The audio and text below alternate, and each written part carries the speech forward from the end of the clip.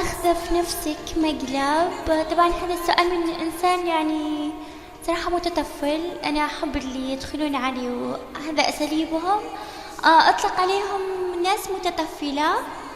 فأنت تقول إني أنا ماخذة في نفسي مقلب، مع العلم إني أنا ما جيتك ولا دخلت صفحتك ولا أعرفك ولا تعرفني، لكن أنت اللي جيت وتعنيت أو ما أدري أنت بنت ولا ولد لأني ما دخلت صفحتك وماني بفاضية لك. عندي ناس أحق إني أدخل صفحاتهم، فأنت اللي جيتي تعنيت عشان تنبح عندي أو أنت تنبحين عندي. فما تعنيت يعني معليش.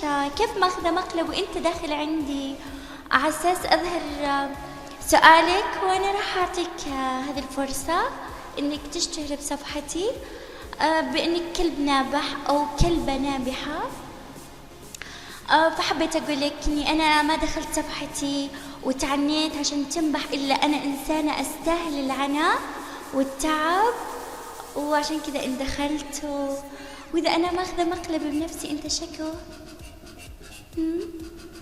جدا في ناس تتدخل يعني ما أدري هي دافع الغيرة أو نقص الثقة.